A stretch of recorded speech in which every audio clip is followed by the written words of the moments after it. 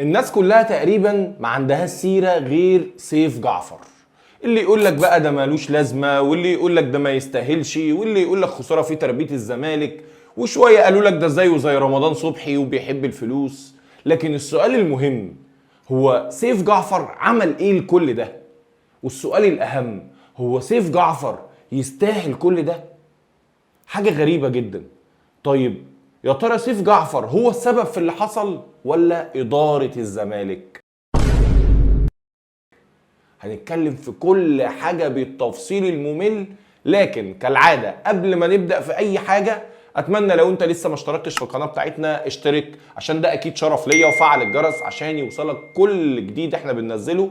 وأتمنى من كل اللي بيتفرج عليا إن هو يدوس لايك عشان نوصل الفيديو ده لأكبر عدد من اللايكات تقدر عليه. يلا بينا نبدأ الفيديو. يا مساء الفل على احلى جماهير في الدنيا، يا رب يكون الجميع بخير وفي احسن حال. طبعا النهارده وقفه عرفات، كل سنه وانتم طيبين، وان شاء الله باذن الله يبقى عيد سعيد علينا وعلى الامه العربيه كلها يا رب. وان شاء الله كل واحد بيتمنى امنيه تتحقق باذن الله، واي واحد كان نفسه يطلع الحج ان شاء الله السنه الجايه باذن الله كلنا نكون موجودين هناك باذن الله، واي واحد نفسه في الموضوع يا رب يديهوله ان شاء الله. واهم امنيه بندعيها يوم عرفه، اليوم اللي مستجاب فيه الدعاء طبعا، هو ان ربنا يعدل احوال الزمالك. واذا كنت اهلاوي او اذا كنت زملكاوي قول امين، لان انت لو اهلاوي انت اكيد شايف الكوره، وان انتوا واخدين الدوري قبلها ب3 سنين ده اكيد حاجه مش حلوه، ونادي الزمالك وجوده مع نادي الاهلي ونادي الاهلي وجوده مع نادي الزمالك اكيد اكيد اكيد بيدي طعم مختلف لكره القدم المصريه. طيب سيف جعفر يوقع رسميا على عقود انتقاله لنادي بيراميدز لمده 3 مواسم. الموسم الاول ب7 مليون، والتاني ب8 مليون، والتالت ب9 مليون. ده فين؟ في بيراميدز. طب وايه الحكايه بقى بتاعت ان هو مضى، وايه الحكايه اللي هو مضى 4 عقود المفروض ان هو مضى للزمالك 4 عقود، وبعد كده ده اداره الزمالك اللي بتقول، وبعد كده طلب ان هو ياخد العقود يوريها لوالدته في البيت، فخد العقود وما جابهاش وضحك على الاداره. واحد عنده 23 سنه، سيف جعفر عنده 23 سنة، ضحك على الإدارة. فالحقيقة يعني عايز أقول حاجة مهمة جدا. الناس مستغربة، وأنا ما أعرفش الناس مستغربة ليه. يعني الناس مستغربة إن سيف جعفر راح بيراميدز، وأنا ما أعرفش بصراحة الناس مستغربة ليه. يعني هو أولا هو إيه في الزمالك يخليه يقعد؟ يعني إيه دلوقتي في الزمالك يخليه يقعد؟ طيب سؤال تاني مهم، هو أنت إمتى احتجت لعيب؟ امتى احتاجنا لعيب وعايز تجدد له والاداره عرفت تجدد له؟ امتى ده حصل؟ ومين هو؟ مين؟ يعني فكرني كده، مين بجد والله؟ مين؟ ابو جبل ولا طارق حامد ولا بن شرقي ولا فرجاني ساسي ولا مصطفى فتحي ولا مصطفى محمد ولا امام عاشور؟ مين؟ ومحدش يقول لي زيزو، لان زيزو كان ايام اللجان. فمين؟ ها مين؟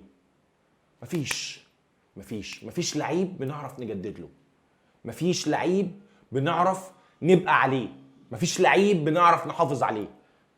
هتقول لي سيف الجزيري والمسلوسي، انا اصلا مش شايف سيف الجزيري ده مهاجم اصلا. يعني اللي بيلعب اخر 3-4 ماتشات في الدوري ده مش مهاجم.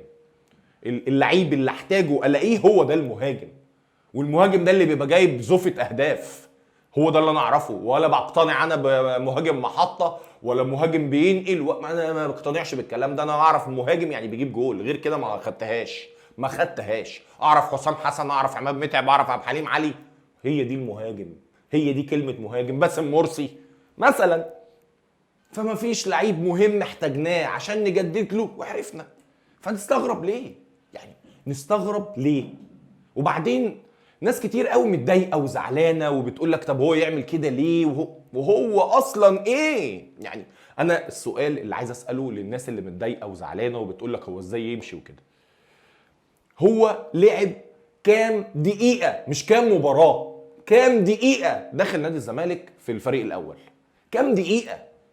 طيب ايه هي الحاجه الحاسمه اللي عملها لنادي الزمالك؟ ايه الحاجه اللي انت فاكرها له؟ يعني انا دلوقتي لو سألتك ايه اللي عمله سيف جعفر، حد هيقول لي حاجة؟ مفيش حاجة. يعني حاجة مهمة لازم نبقى فاهمينها، مثلا امام عاشور او فرجاني او طارق حام، اللعيبه دي خدت بطولات وكان ليها تاثير كبير في البطوله وتاثير كبير جوه النادي. انما سيف جعفر يعني اللي اداله الفرصه فيريرا، اللي اداله الفرصه فيريرا ما كانش مقتنع بيه نفسه وما كانش بيلعبه، ما كانش بيلعبه، كان بيلعب عليه رؤى، كان بيلعب عليه دونجا. انت متخيل؟ انت متخيل؟ وبعدين اصلا يعني سيف جعفر مين على مر التاريخ جه لعب في نص ملعب نادي الزمالك وسيف جعفر ده يبقى احسن منه؟ يعني مين لعب في نص ملعب نادي الزمالك سيف جعفر احسن منه؟ مين؟ يعني فكر معايا كده عشان انت تتضايق وتزعل ان سيف جعفر ده ماشي. انا مش فاهم ليه اصلا، انا مش فاهم هم ازاي بيجروا وراه اصلا والله. يعني عملنا حوار وعاملين ضجه وهله حوالين الموضوع، وسيف جعفر جدد وسيف جعفر قاعد وسيف جعفر مشي ايه ده؟ سيف جعفر مين اصلا؟ والله بجد هو احنا وصل بينا الحل كده؟ يعني احنا عشان سوء مستوى اللعيبه البشع بقينا خايفين ان سيف جعفر يمشي؟ سيف جعفر هو اصلا سيف جعفر ده لو اسمه سيف اي حاجه تاني غير فاروق جعفر كان هيلعب كوره؟ كان هيلعب في نادي الزمالك؟ ما هي كلها ابناء عاملين واحنا فاهمين القصه وماشيه ازاي يعني. فخلينا نكون صراحه مع بعض يعني عشان الكلام بس يبقى ايه موزون كده. زعلان على مين؟ يعني احنا المستوى وصل بينا ان احنا زعلانين ان سيف يعني انا والله انا مش فاهمها. يعني سيف جعفر ماشي فجماهير الزمالك متضايقه؟ طب هو عمل ايه؟ جاب ايه ده؟ يعني جاب ايه؟ وبعدين انت لو بتفكر تجدد لحد نجدد لفتوح، احمد فتوح، يعني عمود الفرقه، عمود الخيمه بالنسبه لنادي الزمالك احمد فتوح، اللي هو برضه الايام هتاخدنا ويوم في التاني في التالت في الرابع مش هتلاقيه. وانت فاهم وانا فاهم هيروح فين وهيعمل ازاي، وهيلاقي 1000 حضن. وهو لعيب كويس ومن حق اي حد ياخده على فكره ما دام هو راضي، من حق اي حد، ما هو هيوفر له اللي هو عايز يلاقيه. فهنفضل برضه نلف حوالين نفسينا وفي الاخر نقعد نقول ده بص ده احمد فتوح سابنا ومشي، ده احمد فتوح ده لعيب مش عارف ايه، ده ابن 60. بس هو عندك دلوقتي جدد له. عواد عندك دلوقتي جدد له. مش نستنى ونرجع نقول اصل ده والله جات له فلوس، اصل هو وحش، اصل هو بيكره النادي، اصل هو كفايه بجد كفايه. يعني احنا دلوقتي لو عايزين نعمل حاجه مفيده نجدد للعيبه المفيده. يعني قوام الفرقه الاساسي نجدد له. تخيل معايا كده انا بس، يعني معلش اسرح بخيالك معايا. تخيل الفرقه دي، الفرقه بتاعت الزمالك دي كانت عواد او ابو جبل، وكان الونش ومحمود علاء، وكان امام عاشور، وكان طارق حامد وفرجاني ساسي وبن شرقي وزيزو ومصطفى محمد. تخيل الفرقه وفتوح، يعني تخيل الفرقه. وكان ساعتها عبد الله جمعه فايق، عبد الله جمعه اتقتل.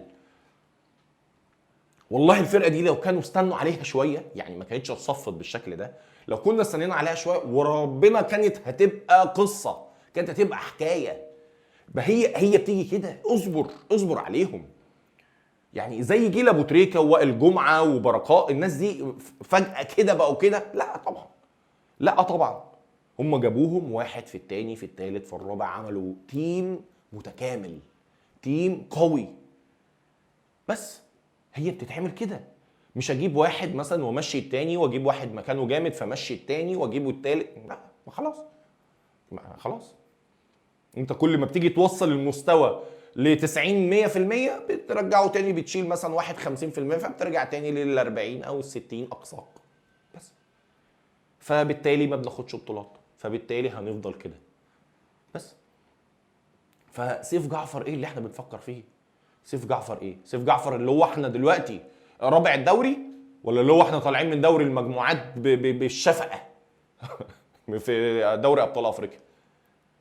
يعني انا مش فاهم بصراحه. فانا بقول لجماهير نادي الزمالك يعني ده الواقع، محدش يتضايق، محدش يزعل، محدش يستغرب، لان ده الطبيعي وده اللي بيحصل وهيحصل طول ما احنا ماشيين بنفس السيستم ده. سلام.